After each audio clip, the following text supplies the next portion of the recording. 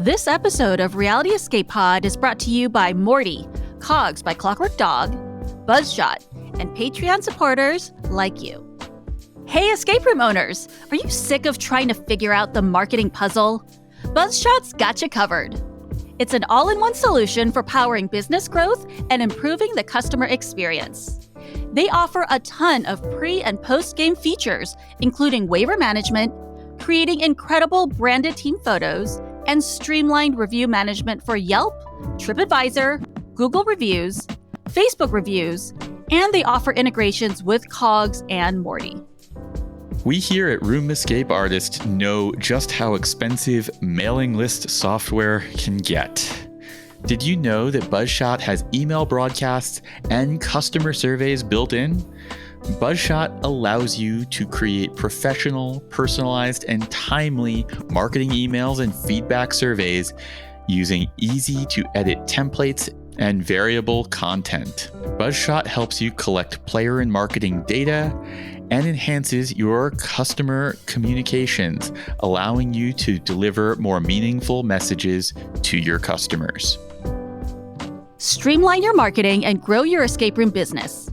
REPOD listeners get an extended free trial and 20% off your first 3 months with no setup fees or hidden charges. Visit buzzshot.com/REPOD, that's REPOD, to learn more.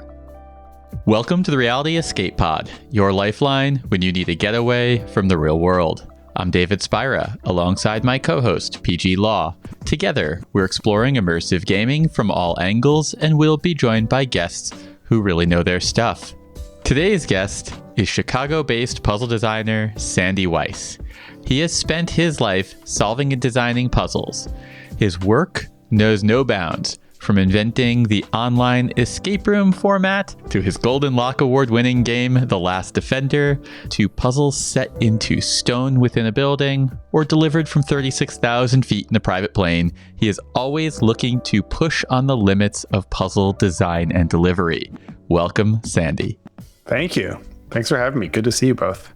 I don't know if you know this, Sandy, but I am your fangirl. I'm like your number one fan. I had a sense. I first discovered your work playing the Pilcrow Bar puzzle hunt that you and Matthew Stein created over the pandemic. We're going to talk about that a little bit later, but that was really before I even met David and started the podcast, I think. And it really is what catapulted me into this whole world of deeper puzzles and puzzle hunts. So I'm just so excited to talk to you about all of this. But we're just going to get started in the beginning a little bit. You are on the short list of folks who make a living as a puzzle designer for hire.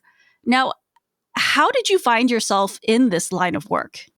This is a second career for me. It's been going on 10 years as a business and a career, but that's because I'm very old. And I had enough time before that to have an entirely different career, which was in web design. So I left college in 98 and I went into software development and learning how to make websites. And that lasted about 15 years. And then I got sick of it and I needed to find something else to do. And I didn't know what it would be, but I had at that point, this was 2014, I had at that point been building my own puzzle hunts for about 8 years or so. And so to go back in time to the first one, I was about to turn 30 and I had wanted to do puzzle hunts, not even really knowing what it was. I just knew they existed and I knew it was something that I would like. So I wanted to figure out what it meant to make them. And so I was turning 30 and I felt like this was a self-imposed deadline. If I didn't do it now, I would never do it. And I had like a backlog of ideas built up in like my notebooks of like puzzle ideas and how to build something. And so I just did it and sent out the invitations and then I had to design it because I had people coming over to play it. So that's how I started. That first hunt was a tremendous disaster by all metrics. Oh, no. by all metrics, except did people have fun, which they did. I didn't believe they were at the time, but at the end, I learned that in fact, no one was as angry with me as I was with myself. Just to put some numbers and statistics to it, I did this in November, which is when my birthday is. I did this in November in the afternoon, so it turned dark halfway through the event. I did it across a field of play that was like 2.5 miles wide by a mile tall. I did not play test it. I also, and this wasn't a real problem with the hunt, but it was a problem with my experience, which it didn't even occur to me that as soon as I sent people out to go find these clues, that I would be left alone at home, not being able to witness anyone having fun. So I was like, that is a poor design on my part. Now I'm just sitting here an anxious wreck bothering my wife. Yeah, if its puzzle is solved and you're not there to witness it, did it really get solved at all? Right. How do I even know if it's working, et cetera? So, and then of course, no one finished. No one even came close to finishing because we had like a deadline when we had to get to this like bar that I had booked, and people came to the bar on time, but they were like, no, we didn't finish. Anyway, so that was the first one. And then I did one every year for 8-9 years. I was doing these site-specific hunts like around my neighborhoods in Chicago or in museums in Chicago or at the zoo or in the park. Like I would move around. And so back to finally answer your question, which is how did I get into it? I quit my job and I didn't know what to do. And like I truly did not think, oh, there's this other thing I like to do. Let's turn that into a career. Not at all. Didn't even occur to me. But several people who knew how much of a hobby this was for me were like, oh, you should do that as a living. And I was like, well, that doesn't make sense. How could I possibly make a living doing that?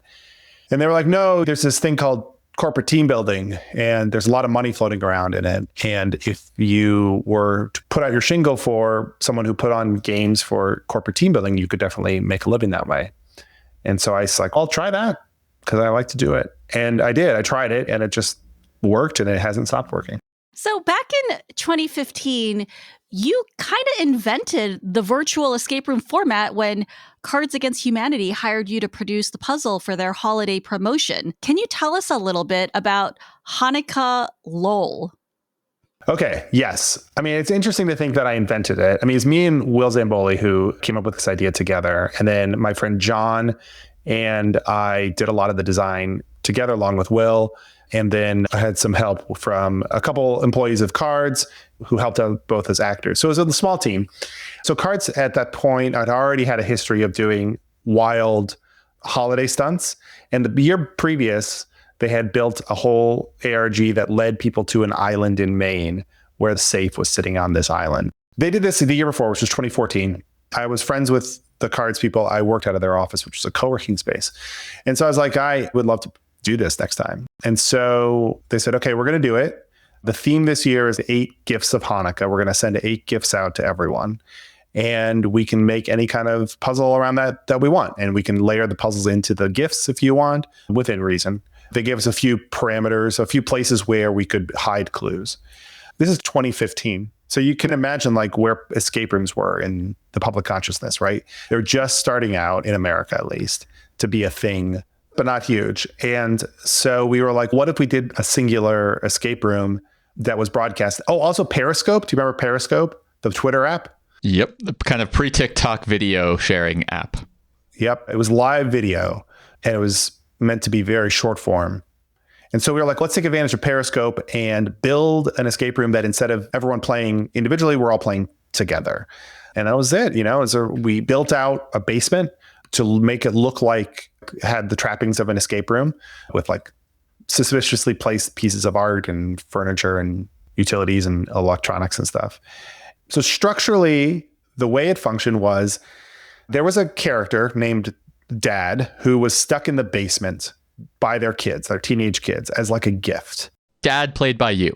Well, it was played by me, though you never saw my face because it was all outward facing.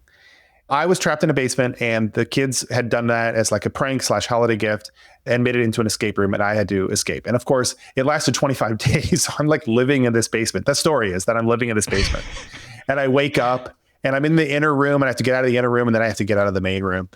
And the way to get out of the basement was through clues, but I was too dumb to do it or something. I don't know. That we didn't think through the conceit that much.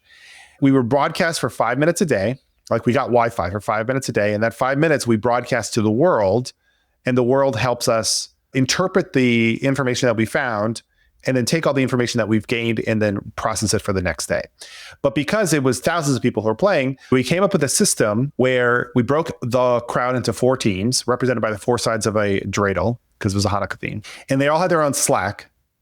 And then on Slack, they would talk about what they wanted to do. And they were allowed to submit through a web app that we built 1 suggestion per day. When I woke up, I got 4 suggestions every day, the character did, about what to do. And I would do all of them.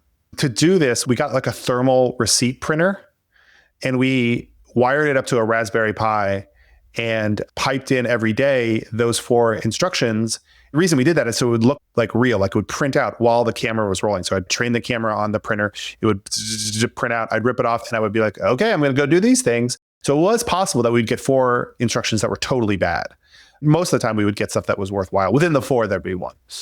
Occasionally, it was a lot of laying down track ahead of the train where they would suggest something that was beyond what we had planned, but was such a good idea that we would redesign the room so that it was rewarded with another piece of information. Clever. That was really ahead of its time in a lot of ways. It's also interesting that with all of the different online formats we saw during the pandemic years, we didn't see anything else quite like that, but we did see a lot of first-person perspective, game master as character in a escape room. Yeah, it was very fun, and I wish we had done it again, but we didn't get around to it. You collaborated with the architects of F5 Networking's 22-story office building in Seattle. Mm-hmm. They hired you to design and permanently embed 42 puzzles into the walls and doors of this 456,600 square foot space. How did this work? Yeah, I'm afraid it sounds a lot sexier on paper than it was. The way it worked was the architecture firm in Seattle reached out to me. We have this client, they're building out this building, the F5 building. They have people who love puzzles. They like the idea of building something into the architecture. So we came up with a bunch of ideas about how to do that. But when it came to actually putting the ideas into the architecture, we got a lot of pushback from the physical constructors. So we had to kind of tone down how the presentation would work. So while all the puzzles did get there, they're still permanent, but it feels less like stone architecture than it does decor. Deviated from the dream. It did, as often happens. Is there signage somewhere in the building that tells you there are puzzles? Because so many times I'm in a building and I think, this could be a puzzle, like this decor looks like a puzzle. No, I think there should be. I mean, it was hard building something without being there and without testing. Like I tested the puzzles locally, but I didn't test them in situ. I could bring up a picture if you want of what it looks like. We'll put some photos in the show notes. It's very clearly a puzzle. There's like 42 of them and they're all very cryptically designed. And so it's clear that it's a puzzle, but yeah, there's no like cohesive end game. Shifting from buildings to flight, talk to me about designing a custom escape room on a private flight between Chicago and New York City. Okay, so a guy reached out to me and said, I have a friend who's turning 50, and I had this plan to take him and 4 of our closest friends to New York from Chicago on a private jet that I rent, and then go to dinner in New York at Per Se, Thomas Keller restaurant, and then fly home. It'd be like a day adventure. Casual trip. Yeah. I got the wrong friends. And so he's like, but we're going to have these flights, like 2-hour flights, 1.5 hour flights from Chicago to New York and back. And while I think we'll all be tired on the way back, on the way there, we're not going to have anything to do. Could you maybe design a game for us that's like a bespoke puzzle game on the jet? I was like, absolutely, I can. I would love to be bored by flying a private plane. Well, that's what I said.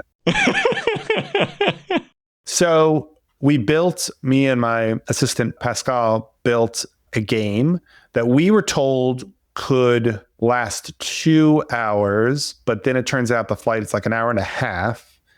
And that's a problem when you design something for one time period, it's cut short by 25%. It was pretty funny. I got to be on the flight, making sure the game ran okay.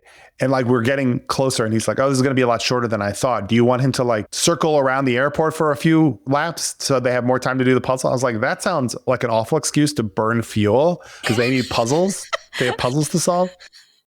It hadn't occurred to me that you could just ask the pilot to just fly around for a couple extra minutes. You can do it. $10,000 worth of fuel to earn you 20 extra minutes of puzzle time. The more you know.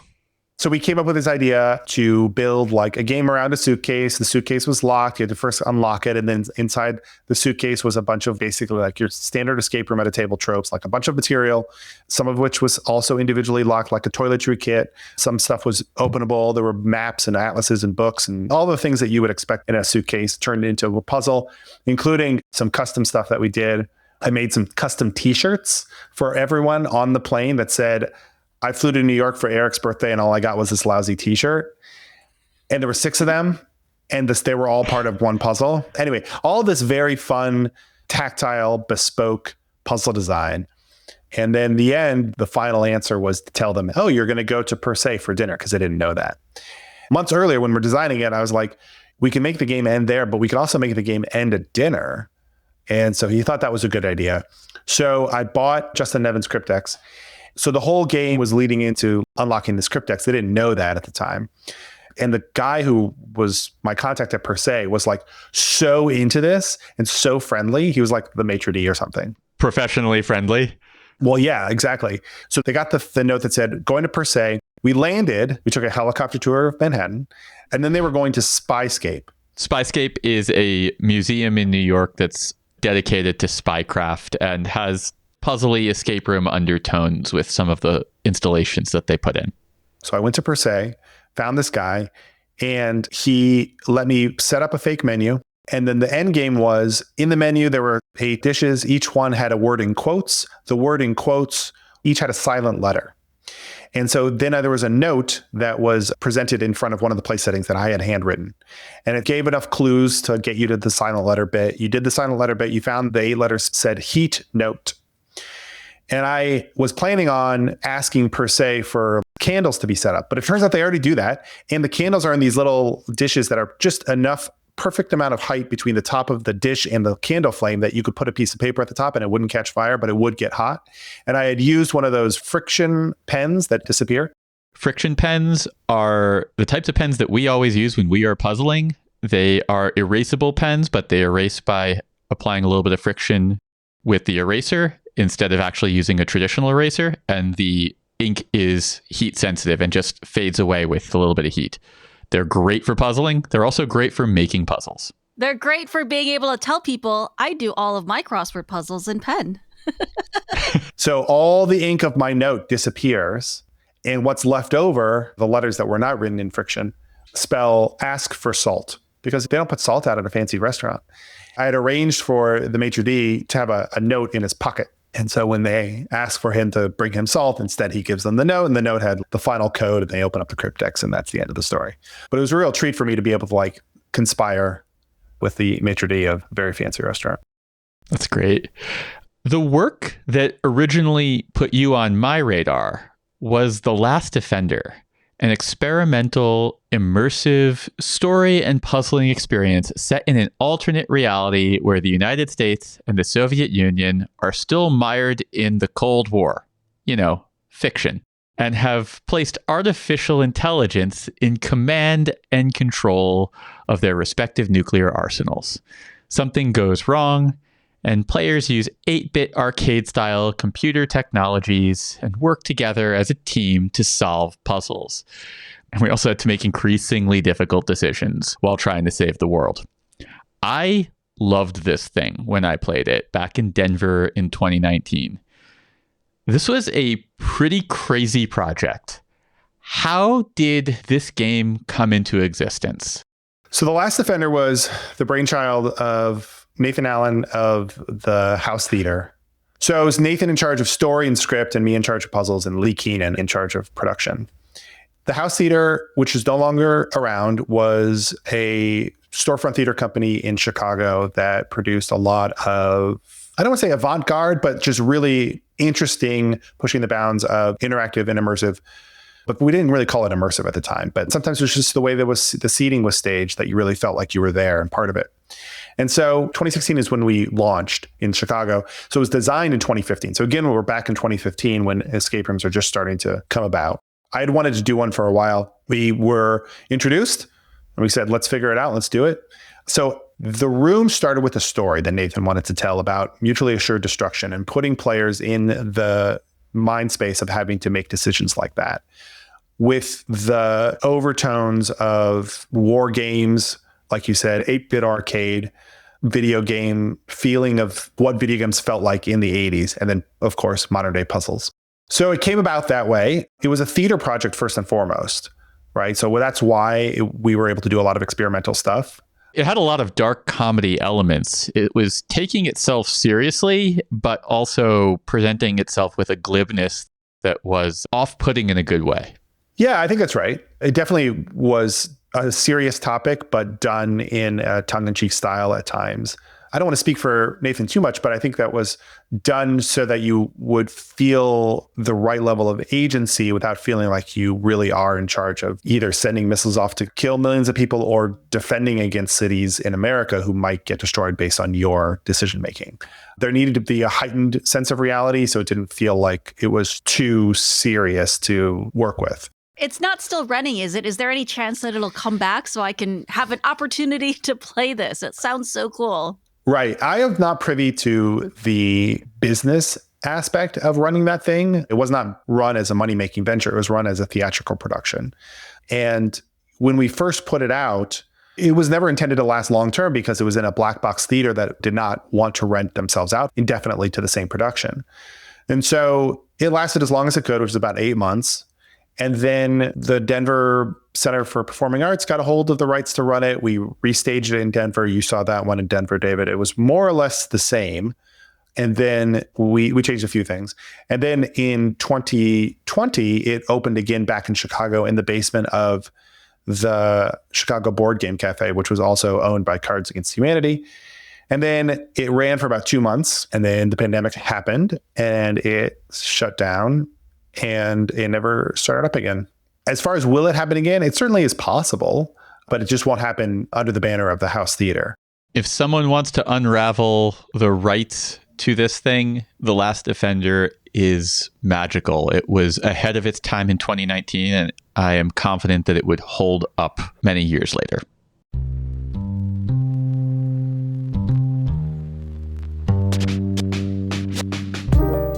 We're taking a moment to thank our sponsor, Morty. Morty is a free app for discovering, booking, tracking, and reviewing escape rooms, haunts, and other immersive social outings. Morty is available for all to use on its fantastic website experience, iPhone and Android apps. I believe in Morty so much that I have a stake in it as an advisor. For escape room owners, Morty has a really cool partner program that they have opened up recently. It's free, and you only pay commissions when someone books a game through Morty. Otherwise, if you're not making money, they're not making money. They also offer free listings as part of the promotional offer for new members. That's free ad money, basically, when you join their program, which is also free to join. Morty has also just started rolling out instant bookings. To me, this is a win-win. It is super convenient for a player. One click lets me book your game. All I have to do is click it once. It's good for me as a player for the convenience, but it's also great for the business because it prevents checkout fatigue. The game isn't just sitting in your cart, and it eliminates the tedious process of having to fill out a bunch of forms over and over again. So I think this is a great feature. And also, Morty has the ability to help owners fill off-peak time slots with discount codes that are locked in for certain times of day and certain days of week. So you, as an owner, can encourage people to come at times where maybe you're not so busy and you want to be. You know, I love saving a buck or two. And you know that I love it when escape room players are saving a buck, but also not doing so during the peak times where escape rooms should be making money. You can learn more at morty.app/repod. That's REPOD to sign up and get a special badge for our listeners. Link and details in the show notes. So Sandy, I was introduced to your work when I discovered Pilcrow Bar, a puzzle hunt you co-created for Alinea, a Michelin 3-star restaurant in Chicago. It was gorgeous with elegant, satisfying puzzles, and it was the first puzzle hunt that I had ever played that really got me hooked on the format. Now, In an article that you wrote about Pilcrow Bar, you said, puzzles don't need to be easy to be accessible. Many folks tend to describe puzzles in terms of easy versus hard. We believe that a more important spectrum is that between inelegant and elegant. What do you mean by elegance in a puzzle? What did you mean by this statement? Sure. I talk about this a lot. When I talk about elegance, the way I define it is when you are done with the puzzle, you can look back at all the steps you had to take to get from beginning to end and say every one of those steps was fair. And the designer of the puzzle had laid out enough structure for me to be able to make those leaps on my own using the context clues or explicit clues given in the puzzle. Inelegant is a lot of random noise, and I'm meant as a solver to pick out the parts that are signals. There's a lot of puzzle conventions out there that you only learn about once you start playing a lot of puzzles and you're like, oh, okay, I see they're designing in Braille here. I get it, right? Or, oh, they're probably doing some kind of, I don't know, reference to Pokemon based on this set of numbers or this set of weird words. I'm just spitballing here. And that's certainly true, and it makes it harder for a newbie to jump in. But I would say with all the puzzles we did for Pilcrow Bar, anything you had to do that wasn't obvious from the start, I don't think we could say, hey, when you look back at it, it's obvious. But it's certainly fair and clever. And given enough time, I can get there on my own. Yes, absolutely. Because I remember after solving one of those puzzles, my feeling was like, this is elegant. And then I read your article and to hear you describing it the same way. And I think it's that, yeah, you're not wading through a ton of noise. And it felt like there was a lot of design decision put into every aspect of it, right? Like it felt tight. There wasn't a lot of unnecessary things. The illustrations were all kind of part of the cluing. The flavor text was all part of the cluing. And like I said, that's really what kind of got me into puzzles and really being able to get there on my own as well. And I think it also must have been difficult because I think you had over 10,000 people that participated in this. So creating puzzles that can appeal to a wide variety of solvers while still maintaining that elegance must be difficult. Yeah, well, 10,000 people is how many people submitted, I think the peak, but who knows how many people solved and just didn't do anything with it once they solved it. Yeah, I would say we were given the instructions by Nick, the owner of Alinea, to make it hard. He said, don't hold back. So we did that. The point about are they accessible to a huge crowd? I think it was more of a self-selecting crowd. Listen, it was the beginning of the pandemic too, and everyone was looking for something to do. This was like April and May, I think, or maybe May and June, something like that, of 2020. People were like, look, this is hard, but I'm going to figure it out because I got time. And they gathered together on Instagram, which is where we posted these in addition to the website. And they got in the comments and DM'd each other. And it's like, I need help on this. Can you give me a hint? People connected. And I love that. I mean, that's what we wanted. We wanted to build a little community. It's not so much that each of these puzzles is solvable by one person or a pair of people at home. It might be, but if you are like really into it and you want to learn how to get better at solving these puzzles, then you could turn to the community and they'd give you gentle nudges. And they are still available online to play if you want to check it out for yourself. I will put a link to that in the show notes. I also wanted to talk a little bit about Search for a Superhero, which is a tabletop escape game played via a series of cards. Yeah, these are probably my main thing I do as part of my business is tabletop escape games for team building. Search for a Superhero is no longer my latest game, but it is the one I put on the most. Yes, it is a series of cards, but don't let that fool you. It is a very deep game that lasts about 2 hours for a team of 6. It starts out with a set of superhero cards that look like covers of comic books. Each one has the name of a superhero and an illustration, and it's about narrowing down all of the superheroes based on their attributes and narrowing it down to just one, because the story of the game is you're looking for Earth's next superhero. And these are all the candidates that have come in from around the galaxy. Now, what are some specific design principles when it comes to creating team building games that can appeal to a wide variety of players? I mean, when you're running something for 500 people, how do you bridge the skill gap between novice and experienced players? All of my games, when I put them in front of a team for team building, all of my games are meant to be accessible for people who've never done this kind of thing before. Absolutely. And I think if you are an experienced puzzler, you still have a good time. right? And so you might look at my puzzles and be like, there's some complex stuff in here. How in the world would you expect a novice to get there? And I do have a few levers that I can pull. Every stage of the game has a memo. And with the more novice teams, which is almost everyone, they get a much more scaffolded page of information that tells them an example of one of the puzzle solutions and gives them a lot more explicit steps. Okay. If you are an experienced team, I leave all that out and I let you figure it out. Number two is that I'm there the whole time. It's not a game that you buy off the shelf and you play it, and maybe there's a hint system you can use with canned hints that you pull off the website or scratch off a ticket or something. No, I'm there giving every team customized hints and confirmation based on their own individual progress. And then number three is, as far as like design principles go, I believe strongly, I used the word just a minute ago of scaffolding and feedback mechanisms to tell you you're on the right track. In my games, one of my principles is it's meant to facilitate team building. How do you do that with 6 people, right? Any individual puzzle can only be solved once. And so once it's solved, how can it be solved by 6 people at once? It just doesn't work. So what I try to do is I build my games in sort of like chapters. And for each chapter, there's a mechanic. So that's the first thing you have to figure out. And then once you have the mechanic down, there's the execution of that mechanic a large number of times. And that's the mechanism of game design that you can spread out across a team. So maybe one person figures out the mechanic. Maybe I'm working with, and this is not the real example, this is me making something up on the spot, but maybe the example is I'm looking at 2 words and I have to find an opposite of both words that is the same word. Okay.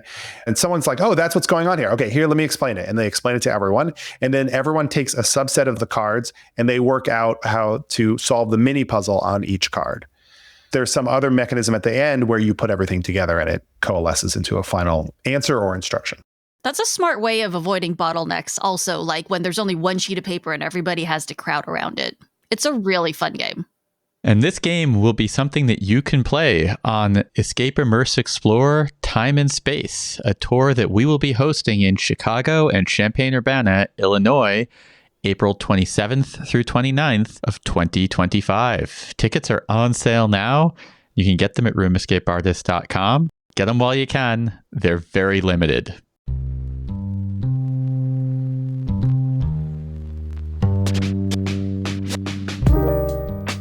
Do you want to integrate tech into your game but don't really know where to start? Are you looking to take your experience to the next level with theatrical lighting and sound cues? Cogs by Clockwork Dog is an easy-to-use platform that will automate your escape room and immersive events. Their plug-and-play hardware works seamlessly with their software, so you can create a game with high-tech puzzles that will reliably trigger, complete with sound and lighting effects. Whether you're an absolute beginner or a seasoned pro, Cogs has a solution for you. While primarily recognized for its use in escape rooms, Cogs also serves as a powerful show control system used in high-end interactive experiences, including immersive theater productions, haunted attractions, mini golf courses, and experiential marketing events. I mean, we're talking like large-scale productions here, right? Punch Drunk is using it for Viola's Room, Phantom Peak uses Cogs, Monopoly Life Size runs on Cogs, Bridge Command, which is a big tech setup, Cogs again, Taskmaster Live, Cogs. It's Cogs all the way down. I'll be honest, I was really surprised when I heard that something like Phantom Peak is running on Cogs, because Phantom Peak is massive. It's practically a theme park. And to know that it's all running off of Cogs, that's crazy. It's a great, stable system, and it's easy to build wonderful things with it. That's why people use it. REPOD listeners get 50% off the Cogs starter set, plus free shipping to the US. Use code REPOD at checkout. That's REPOD. For any questions about using Cogs or integrating tech into your escape rooms, make sure to join the vibrant community of creators on their Discord server. Learn more and start designing your game using their free tutorial by visiting cogs.show. Link and details in the show notes. All right, so here at REPOD, we are fans of games on podcasts, and you have had 14 puzzles delivered by Will Shortz on NPR's Sunday Puzzle, which I love. What is that process like? First of all, how do you come up with creating puzzles that work well for an audio medium? And then what is that whole process for that particular show? Yeah, I'll tell you that that's very easy to answer because there is no process for me to come up with those puzzles. I don't sit down and say, I'm going to make a puzzle for Will Shortz now. Never have I ever done that. What happens almost all the time is I'm living my life and I run into a bit of wordplay. Maybe the wordplay isn't explicitly wordplay in the moment, but I recognize some wordplay in the world, or very often while doing the New York Times crossword. And I'll say, oh, that's an interesting bit of wordplay. I post these monthly on my newsletter, but if I think it's especially good for an NPR audience, I'll send it to Will. And then the process there is I send an email to Will. I say, Will, here's a puzzle. And he'll write back and say either great, but I don't think it's good for on air, or I don't love the wordplay enough. You know, it's fun, but I don't love it enough for it to pass muster. Or very rarely, oh, that's great. I'll put it into the queue and maybe we'll use it. And then if it's used later on, he puts in his queue. And later on, if he pulls it out of the queue, he sends me an email, says it's going to be on the air on Sunday. And then it's on the air. So having sent in so many and seen what passes muster and what doesn't, what do you think is his criteria for something that is interesting enough to make it on? In his mind, people often listen to this in the car. And so they don't have the capacity to write anything down. I would say the qualities are something that catches in your brain and you can remember it. Maybe you solve it right away just by luck. The right idea comes to you. And then obviously the wordplay has to be fun and referencing popular things. You can't talk about Verdi operas too much or else no one's going to know about it. I understand what you mean because every time I've created a game for the podcast, it's usually I just got inspired by something. Just like I was actually with the game that I created for you, which we'll be playing in the bonus round a little bit later on. But I have so much fun doing it that David and I have decided to put out a new podcast. PG's Playhouse. PG's Playhouse. I am so excited. I really wanted to do something that was more focused on puzzles, that will be more for a general kind of nerdery listener, because the main podcast tends to be a little bit more industry escape room focused. And so I wanted something that would just be games that you can play along, because that's my favorite thing to do when I'm in the car or walking the dog. I want to play games while I can't physically be playing games. Cool. Look out for that coming this winter. Sandy, on the subject of making audio games, I believe you have made a puzzle for us. Yes, I decided to make a puzzle for this appearance. So I thought, what context is better than Survivor? And this is not a trivia game about Survivor. I'm using Survivor just as a jumping off point. As we know, Survivor's slogan is outwit, outplay, outlast. So what I've done is come up with 3 new words that could be put together for a new TV show. And I'll tell you, based on those words, what the premise of the TV show is. And you tell me what 3 words will be their tagline. And all 3 words will start with the prefix out.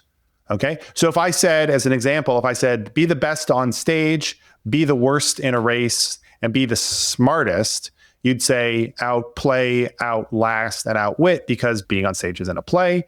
Being the worst in a race is being last. And then being the smartest is the wittiest. Of course, that's a literal translation of the word wit. All of these are going to be lateral definitions of the word instead of its actual meaning. Here's a new one. In this show, you're going to tell the fewest truths, get older the fastest, and be able to wait the longest.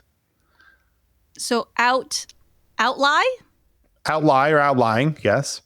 Outlive? Nope. Get older. Oh. Outage? Outage, yes. Outage. Oh. Outage. And what was the last one? Be able to wait the longest. Outpatient. Outpatient. Outlying, outage, and outpatient. Oh, PG, Wow. You're really good at this. I'm so glad I finally get to play. Okay, so here's the second one. You're going to hire the best actors, feed the best dialogue to the actors, and wear the most women's costumes. Outcast was the first one. Outcast. And what was the second? It was Feed the best dialogue. What's the word you say if you've lost your dialogue? Outline. Outline. Ah, okay. And then wear the most women's costumes. We're outdress. We're the most outskirts. Outskirts. Indeed. Outcast, outline, outskirts. You are going to be the best at starting a game of pool, put up fences the fastest, and be the best track and field star. So is it outrack? No, I don't think that's a word. Okay, so I know the second one is outpost. Outpost is right. You rack the balls. That is the first thing you do. But right after you rack them, what do you do? Outbreak. Outbreak. Oh, Yeah, hello, David. You're the pool guy. I couldn't get past shoot. My brain got stuck. Outbreak, outpost, and what was the last clue? This is an element in track and field. An element in track and field. Outrun? You could do outrun. This is more punny. It's more field than track. Output. Output. Chocolate. Output. Shot put. Output. Yeah. It is called putting. That is the verb they use to output someone, is to be the best track and field star. Number 4, in this show, you are going to be the best at resizing a photo. You're going to lack the most feeling, and you're going to withstand the sharpest pains. Outcropping. Outcrop, yeah. The lack feelings. What is that? It's not numb. It's Oh, but outnumber. outnumber. Wow, a number because you lack. Sandy, this is diabolical. Okay, and what was the third one? Withstand the sharpest pains. To withstand. If something is a sharp pain, this word is used mostly in another context, in the context that this word means, but you also use it if something is like a really sharp pain. A sharp. Oh my God, I'm blanking on this one. It's also the name of a spy on TV a long time ago. The titular spy in a 60s TV show had this name. Outsmart. That's it. Yeah. Outsmart. Oh, It's something wow. smarts. Oh, wow. All right, I got a few more. Win the most of an ancient game, produce the most snot, and protect against the most hexes. Is one of those outrun? Like a runny nose? Uh-huh. Okay. Outrun and protection against hexes? Salt? No. Outward? Outward. Outward. And then win the most of an ancient game. The Olympics? What's an ancient game? Way ancienter. More ancient than the Olympics. Thousands of years. Is this like a chariot thing? Is this? It's not a physical game. It's a mental game. Oh, it's out. I'm all like chess. No. Go. Yeah. Outgoing. Outgoing. Outgoing. Wow. You're outgoing someone. You play Go better than them. That was deep in the treasure chest. All right, 2 more. Be the snarkiest doctor, believe the most in UFOs, and break on through the best. Oh my goodness. We're getting into the hard ones now. Repeat them one more time. Be the snarkiest doctor, believe the most in UFOs, break on through the best. Outhouse. Outhouse is right. Oh, an outhouse. An outhouse. Believe the most in UFOs. Yeah, these are all referencing pop culture. Yeah, so this is going to be some kind of Mulder. Is this X-Files X-Files. kind of? Go on, you're there. Who's the one that believes? Mulder. Uh-huh. What's his first name? Why can't I remember his name? It's also the network that the show was on. Oh, Fox. Outfox. Outfox. That is a great name, actually. And then break on through the best. So this is a Doors reference. Right there. Outdoors. Outdoors. Wow. Outdoors. All right, you ready? Last Oh, one. God. Okay. Last one. All right, let's do Ready. it. Be the most correct, smell the worst, and host this podcast the best. Oh boy. Outright. Outright? Smell the word. Is it out stink, out stench? If something smells bad, it is very blank, like socks in a gym bag. Stinky, pungent. So, of course, a word that has multiple meanings. It's an adjective for smelling bad. There's so many. Yeah, there are. It's a concept we have to evoke quite often in our world.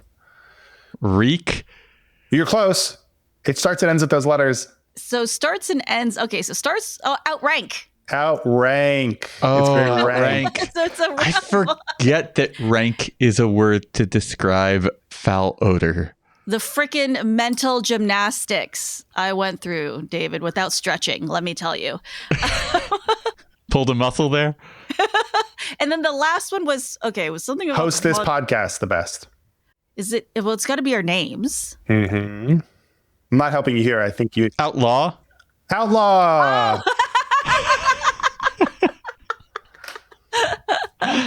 You did it. Teamwork. Wow. Oh my gosh, Sandy, thank you so much. That was so much fun. Now I know what it's like to be on the other side of the torture. It was great. It did not occur to me that there were so many words that start with the prefix out. Yeah, there's quite a few. Well, it's more. Is there that many where the second half of the word has multiple valences? Yeah. And that's what makes that puzzle fun. And all puzzles fun is finding that friction between two different versions of the word. Okay, so we're going to wrap up the episode with just a few more questions for you. You've been teaching transmedia puzzle design each year at the University of Chicago for quite a while. What are the core skills students learn in this class? So the core skills is really starting from ground zero of puzzle concepts, because you can translate those skills and those principles to any medium you want. I ask the students at the beginning of class what they want out of the class. What are they doing this for? And oftentimes it's fun. I mean, it is fun compared to some of the stuff that you have to do in college, especially at U Chicago. It's one of the more, I would say, light in theme classes. It's not light in work. It's probably one of the harder classes in terms of actual work, but it's light in theme. And so I asked them, what are they going to do with it? Some of them are DMs for D&D, and they want to bring back this skill so they can make their adventures better. Some of them want to go into like theater design, and they want to bring the concepts of storytelling with some mystery to it back to that world. Some of them are computer engineers, and they want to make video games, which of course are layered with puzzles. So I don't know if I answer your question directly, like what are the principles? It's about the things we've talked about. It's about how to make puzzles that are fair and elegant, how to make puzzles that aren't a grind for people to do. Where the I just expose them to so much puzzle design and puzzle construction so they really get a sense in their own mind what it feels like to solve a fun, quality, elegant puzzle. What have you learned about your craft from your students or from the act of teaching them? I ask them to journal every week, really small, like answer 3 questions every week. And I get every year the same answers for the same questions, which isn't a problem. It tells me that the class is working.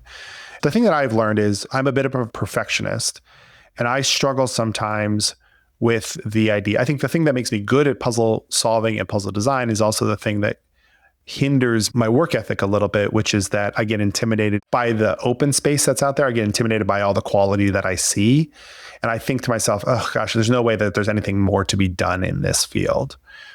And I know that intellectually that's not true, but it's a thing that has burdened me for as long as I've been making puzzles. And I just have to keep reminding myself that's not the case. And then I teach the class, and I don't say that out loud, but it comes through in these journal responses. Like, I don't know how to clue. I don't know what's a fair clue. I don't know what to expect or what players expect from a puzzle. How do I know that they're going to be able to find it? How am I supposed to build puzzles for different difficulty or skill levels? How do I even come up with new ideas? And then by the end of the class, they're bringing in stuff that I would never be able to design on my own. I would never have the ideas myself to do what they do. And it's very inspiring. Like, I've gone from thinking, oh, this is a rich field with lots of possibilities to this is an infinite field with infinite possibilities. Hiding information in other information is an art that has been going on for as long as we've been able to communicate and will continue to go on. I'd never thought of it that way before, but yeah, puzzle is hiding information inside other information. And there's a ton of different ways to do that. I love that a lot. It's interesting that you bring up the imposter syndrome, that we see it so often. And I've been such a fan of your work, and to hear that you have it is crazy to me. So anyone out there, just know we all have imposter syndrome and it's okay. Yeah. I mean, you look at that blank page and you're like, how did I do this before? Every time, and you just power through. You're like, it'll come to me. I'll figure something out. And I did. Like for this one, the out puzzle that we just did, you didn't ask me to bring a puzzle to the show. I wanted to do it. By offering, I gave myself the challenge. The stakes were there. Now I had to do something, which is often how I motivate myself, is to put the stakes down and then I got to do it. And then I just started filling in the blank page. What are some themes? And then I found the pattern, the out pattern, and then it was there. And it came together rather quickly. That one came together nicely. And sometimes that works. And for every time that works nicely, there's times where I have to constantly throw away the idea because it just is not good. But it'll come together at the end eventually. Welcome to working in a creative field. That's right. That's every creative field is like that. Yep. So Sandy, what comes next for you? So it's the holidays, and I'm trying to do as many holiday parties as I can for team building, because there's every company out there wants to do it, wants to do something at least. I have a few things here and there. I'm trying to lock in another ARG for a public brand. So I can't talk about it yet, but that's my hope. And then, I don't know, just trying to figure out the next thing. Just humming along, trying to find new ways to make a living doing puzzles. And then, of course, I have my newsletter, which I have been doing for probably 10 years. But the current version is called Signals, and it is something you can subscribe to for free. And I send you something every month. But if you want to subscribe at the pay level, you get access to all the hints and solutions to my custom puzzles that I post. And then you get a weekly newsletter as well. That's at signals.fun. signals.fun. That'll redirect you to the site. But like I said, you can sign up for free if you want, and I'd love to have you. Thank you for joining us. It's been lovely to get to understand your process and how you've approached collaborating with so many different people on such a wide variety of projects. I respect the diligence and the adaptability that you bring to the work that you make.